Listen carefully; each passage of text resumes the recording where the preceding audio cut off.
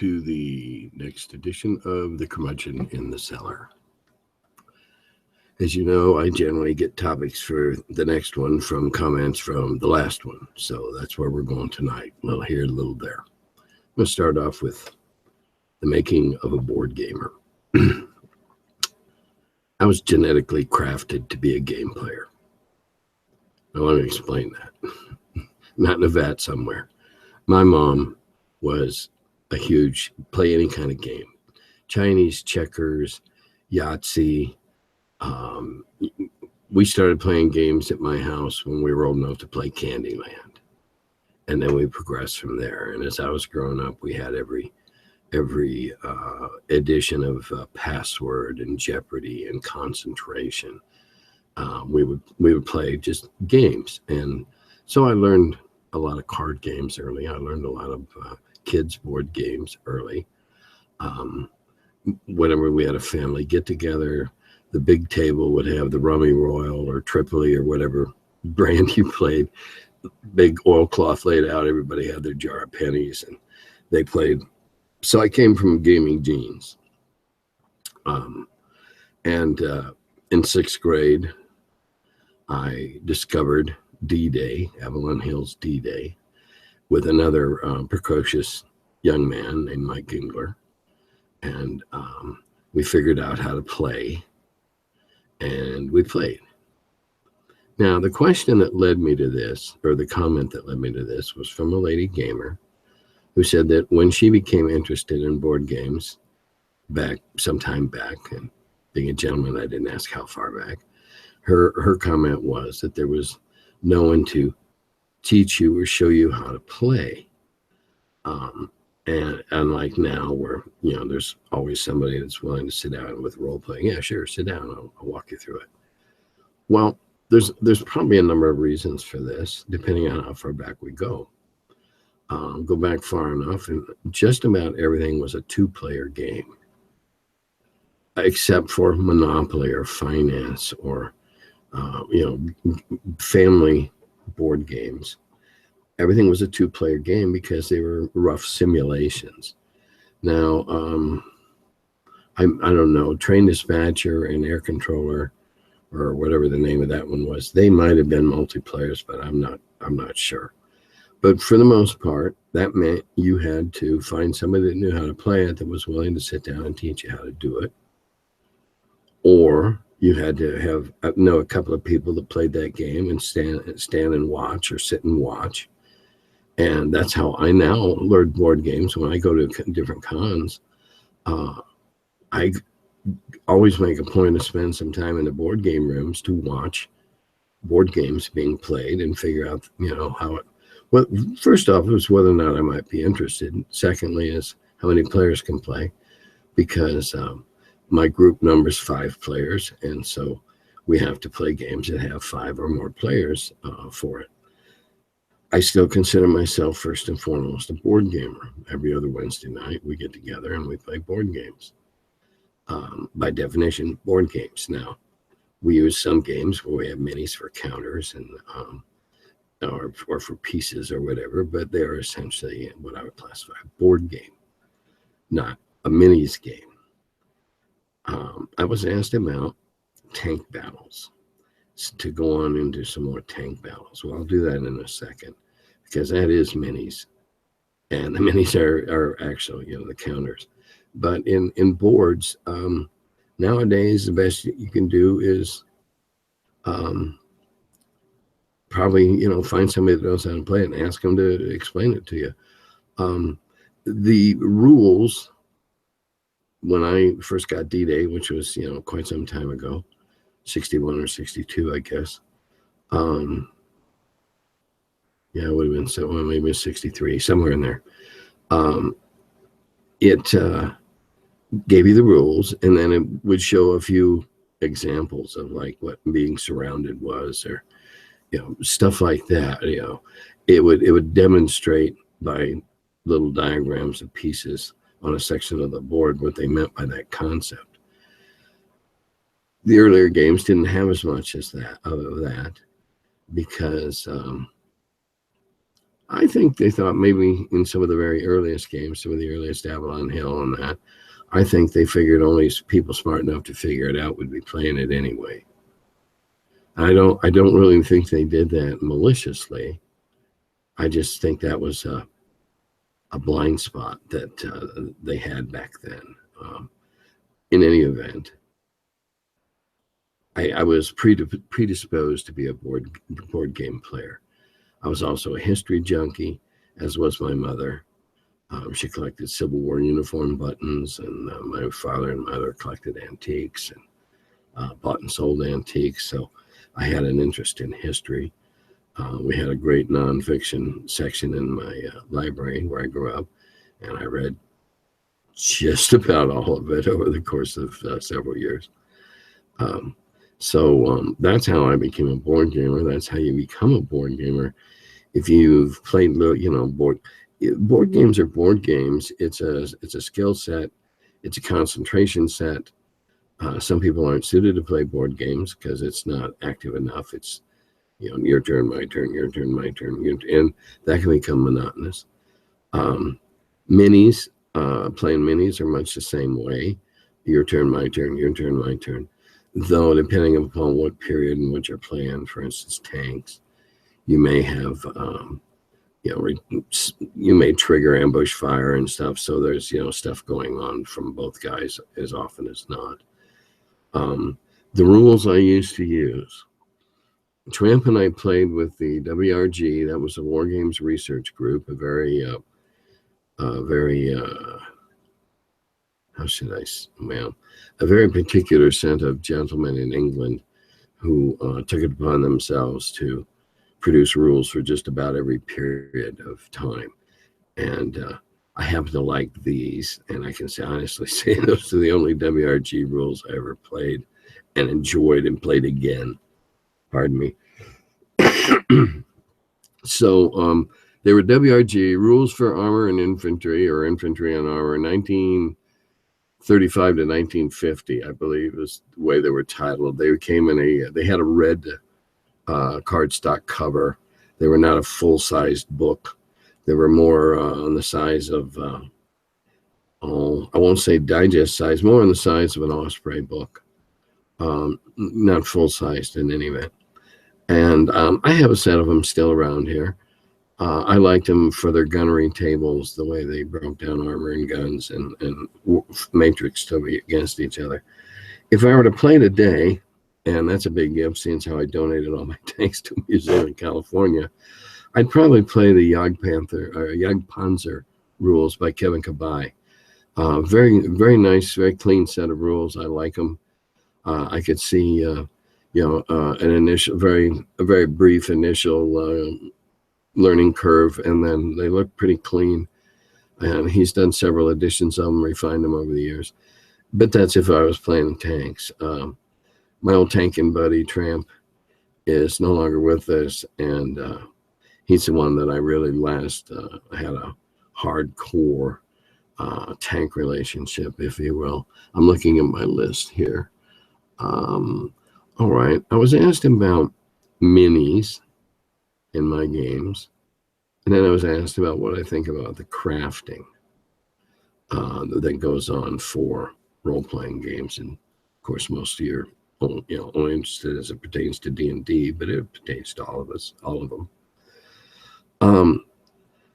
I don't use minis, except with one notable exception. I never needed to. I never could at first because there weren't any. We wrote D&D for minis players because they related to the concept of a figure being a special person easier than a board gamer who played with paper chits and shoved them around on a large hexagonal map.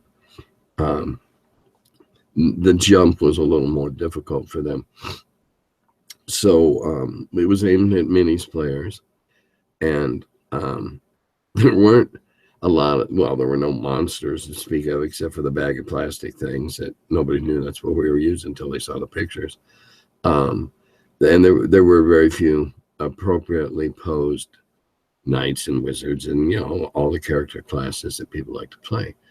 So when we had to establish spatial reference, like 7 party members being assailed by 12 orcs, well, the party'd be all the white dice, and the orcs would be all the other colors.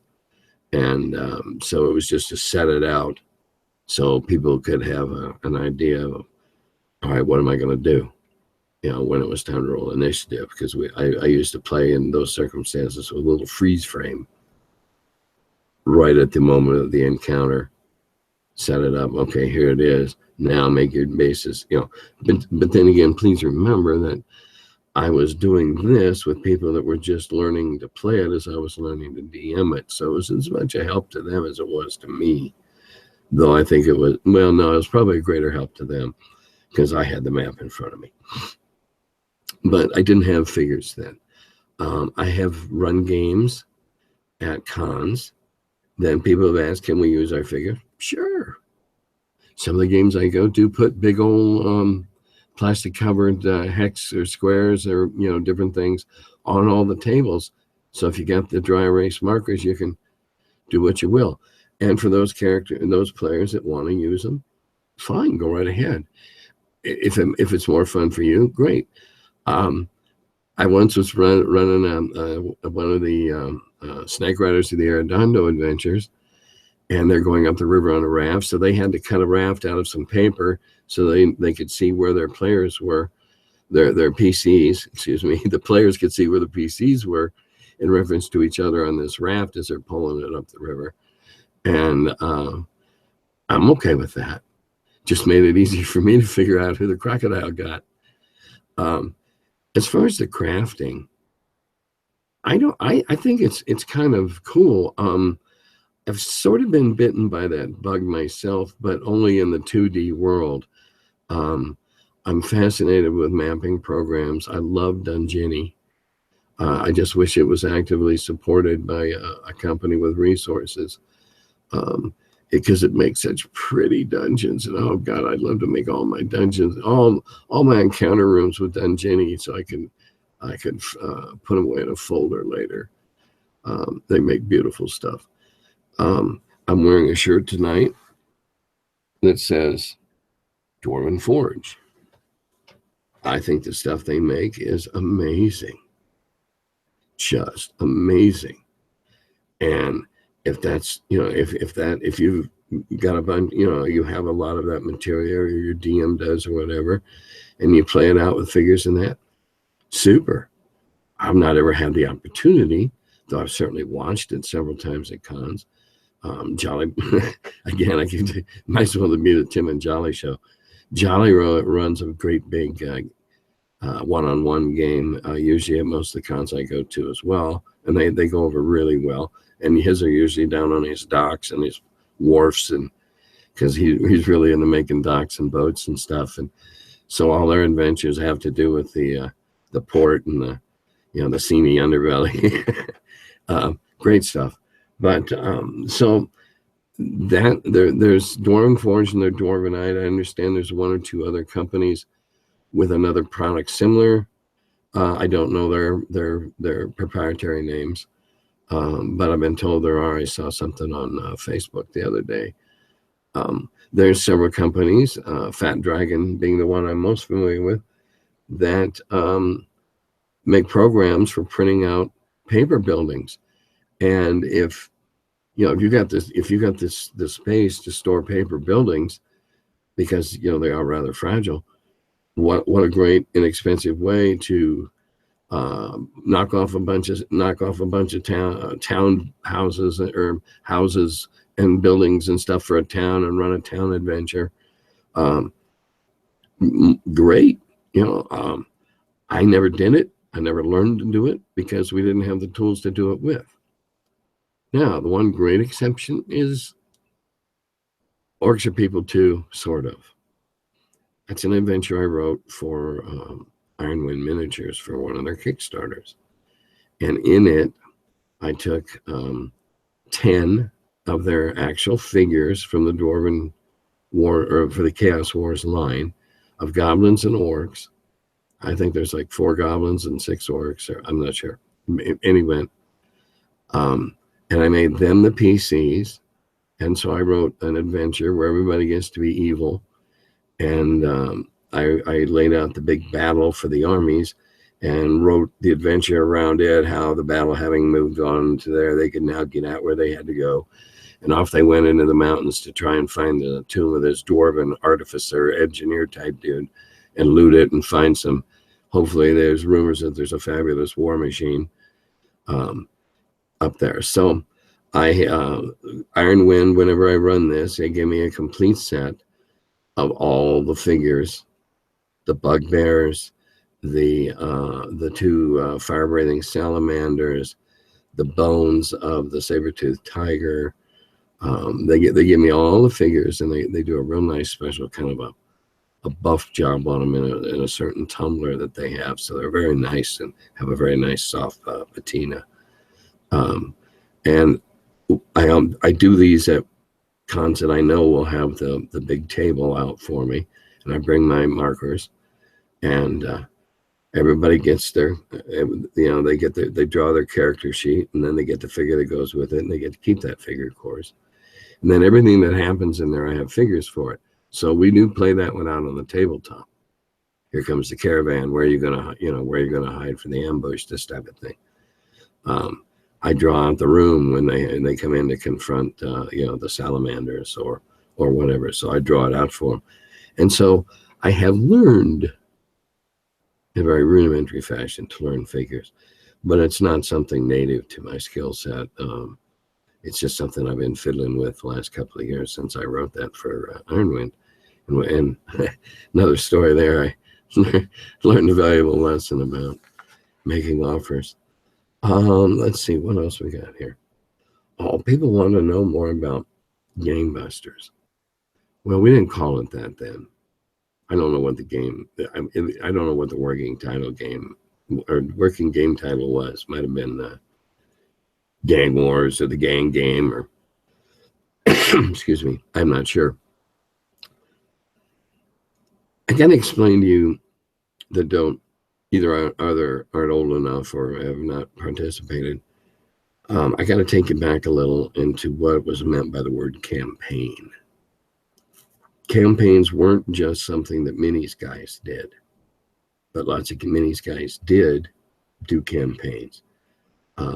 We did something similar with Fight in the Skies for a while when I was with TSR. We had a campaign, a period of conflict, if you will, and other guys have done it.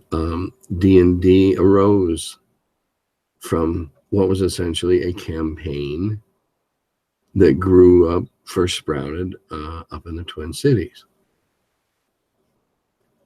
In it, people kept track of the losses.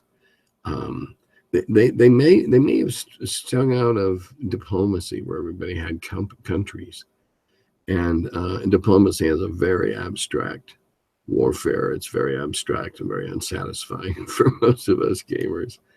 So it may have sprung out of there where, okay, they got the countries, and now they're going to figure out the armies and figure out.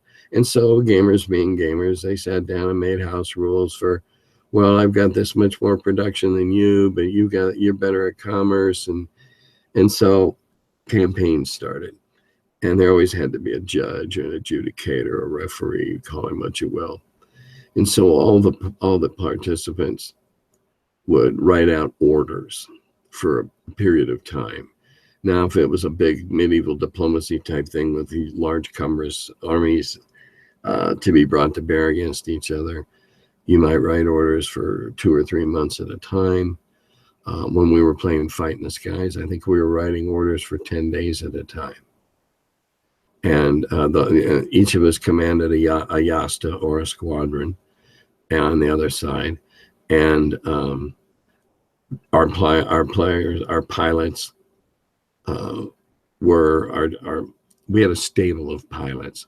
So no matter what period of time you were playing, there was somebody, you hope, unless it was first time in that time period, you had somebody that at least didn't have the rookie tag hung around his neck, because rookies fly a little bit of a disadvantage at first. So he wanted to have somebody that had a couple of uneventful missions under his belt and didn't have those penalties. And so the judge, and I'll just refer to him as the judge from here on in, would sit down and take the orders, look at his grand map of the campaign, or the front, or whatever, and he would calculate, okay, this guy marched from here to here at this, he gave his orders there, and that guy was marching from there to where, and he gave his orders in, their army's flight. And so now you had a reason to have a battle.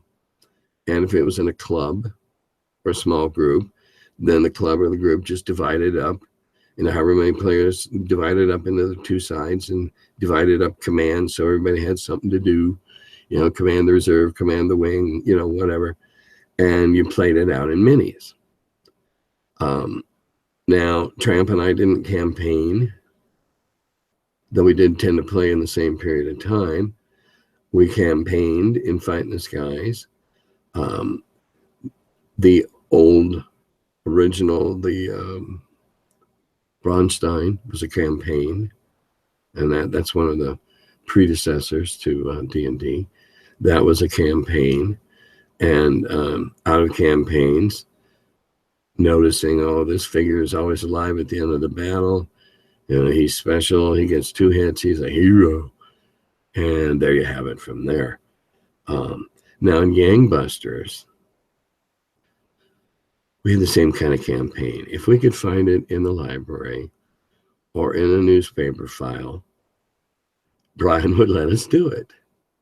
That's how we figured out about putting phone books in the side of the panel trucks and making them effectively bulletproof for anything except a 50 within 100 yards.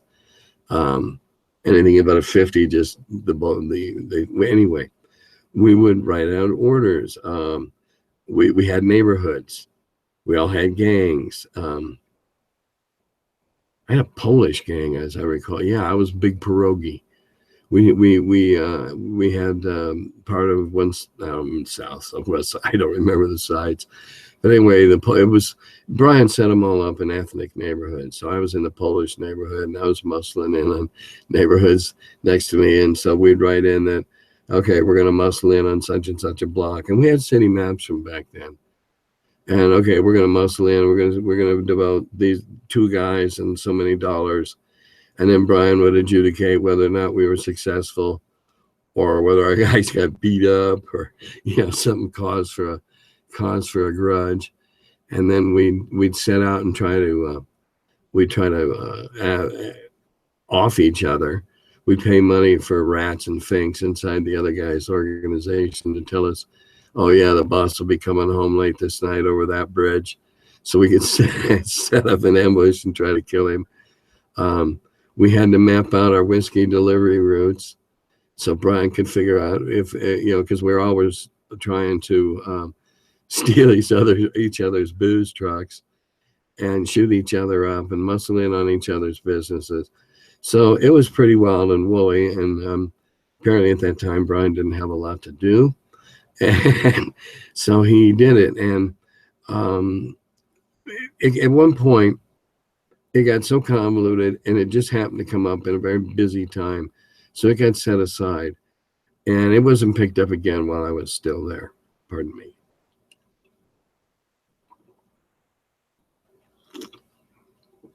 Different soda tonight. Still haven't got that offer.